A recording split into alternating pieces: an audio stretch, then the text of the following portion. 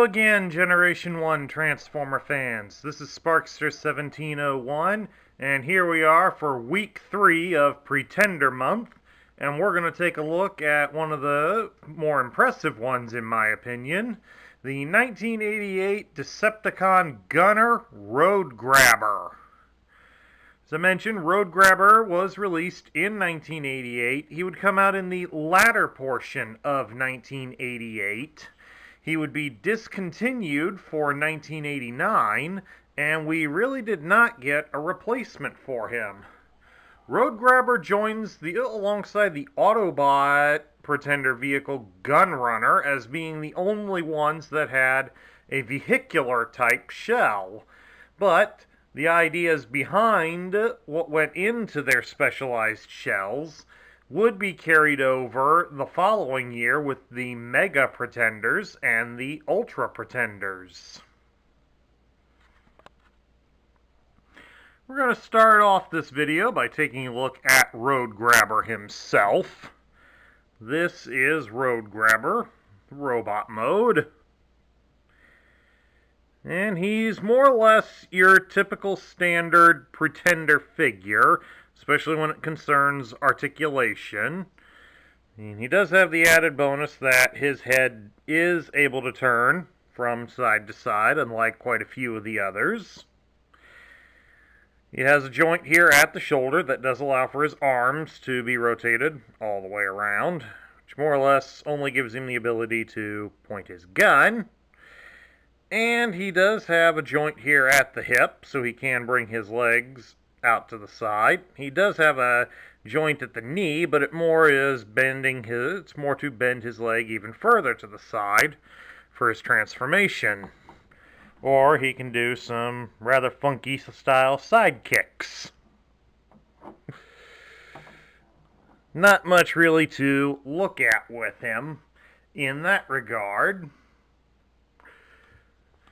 But instead we will move right along and begin to transform Roadgrabber into his alternate mode, which, as you might imagine, since he is a Pretender figure, it won't be much. We'll start by removing his gun. And then the next thing we do is we rotate his head all the way around. And then we swing his arms so they are pointing straight up. So he's basically now surrendering, but his head's facing the other way. And then next we fold his arms up onto his chest. We take his legs and we fold them along both his hip and knee joints all the way around his body, like so. We turn him over for a moment, and we grab the little tab here and pull out the cockpit, turn him back over. And then we take the two larger cannons that he comes with and insert their posts into the holes along his legs. Try to keep these looking a little bit straight.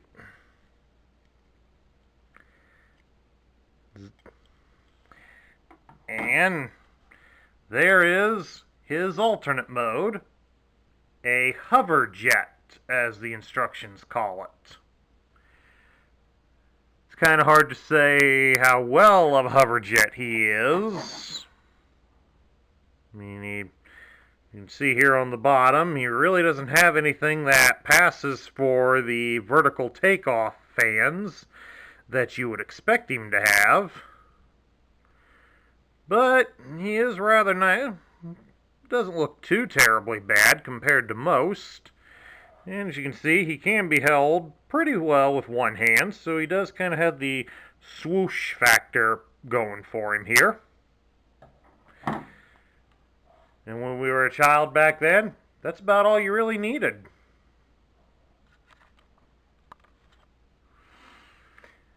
Now we've got him back in robot mode so that we can showcase how to get him into his pretender shell. We start by, just like how we did with his transformation, we start by rotating his head all the way around. And we fold up his arms, keeping them straight down. And now he's all set to be loaded into his shell. Now, unlike many of the other shells that had been released in that same year of 1988, this one is just one solid piece. We just open up the front of it here. Doesn't stay open very easily, folks. And you just slide him in. First of all, we'll let you get it so my hand isn't casting a shadow here, and get a look inside there. As best as one can without a floodlight. Just hold it open, and we slide him in, adjusting his legs a little bit so that he avoids this piece here in the center. You got to spread his legs just slightly. Get him all the way in, and make sure, of course, he gets as far down as he can. He shouldn't wiggle too much. That'll tell you he's in properly. Otherwise, the lid won't close on him. Just close it up like that. Make sure the rear portion is also all the way down. And then next, we take Roadgrabber's own laser rifle and stick it there, just above the canopy.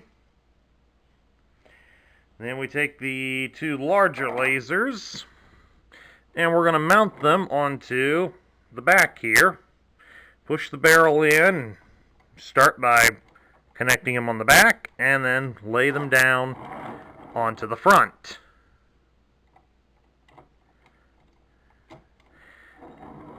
And that is his pretender shell in its full attack mode. Kind of looks like a Batmobile or something. Especially when you consider the fact that he was released in the year before we got the original Tim Burton Batman movie. So the fins kind of go along with that theme. The shell does roll pretty good against a flat surface. Now, if this table was a little rougher, it would use his other feature that the back wheels have a mechanism. The black tabs that you probably saw underneath these guns. Pop one of them off here. Right down inside here, you can probably just barely see it. There's a little black gear in here, and it strikes along this black piece down here underneath the gun. So as the wheels turn, it makes the cannon barrels pop in and out. They won't do it on this smooth surface of my table here, but I can hold him and rotate the wheels slowly, and as you can see, the guns move in and out to simulate that they are firing as he rolls along. Kind of a neat little feature.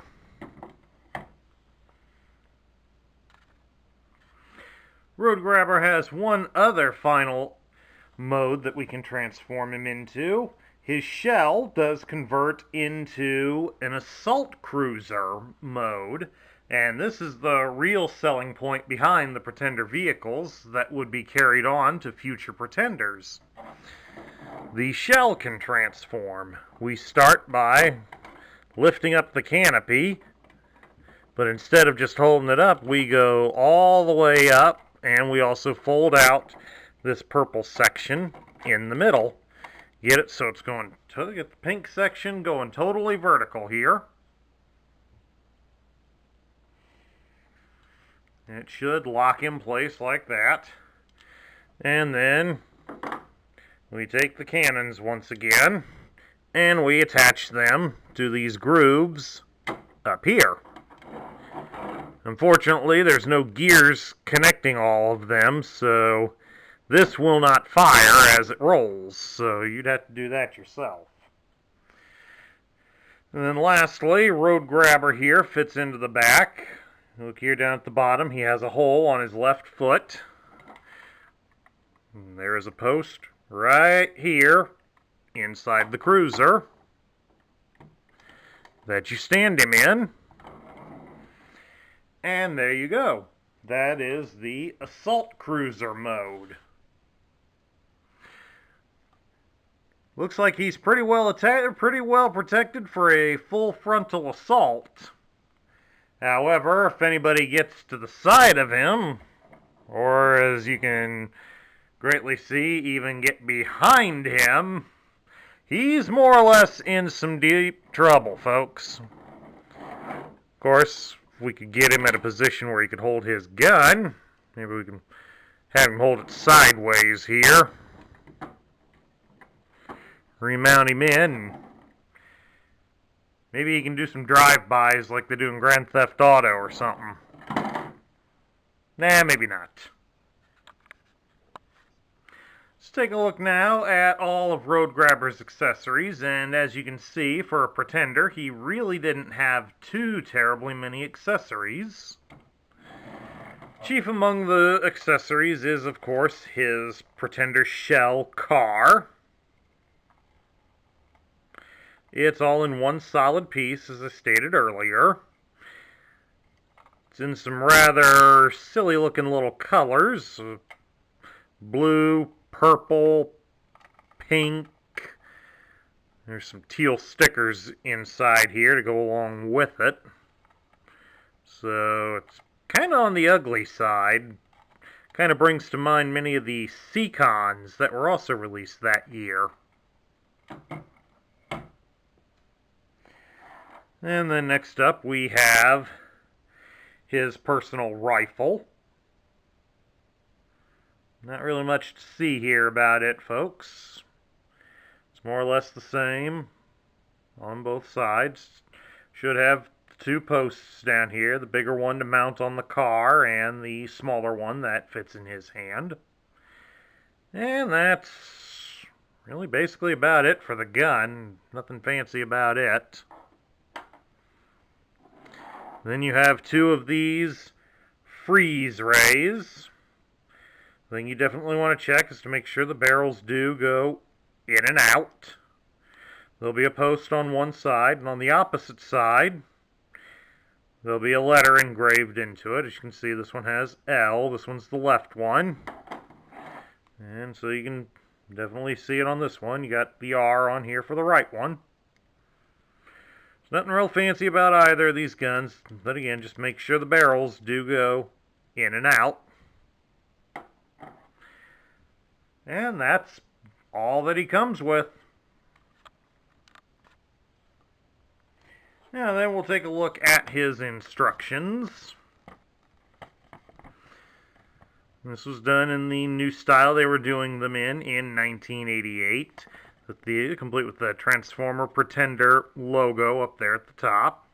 The first page, of course, features the shell, and the second page features the robot. And they give 2 pages here to show off the very little accessories that he did come with. Never did quite understand the reason behind this. And we go down here and show you how to put them. Have him hold his gun. And then the 2 steps to turn the shell into the attack cruiser. And then at the end we start the hover jet. Flip it around to the backside to continue the hover jet.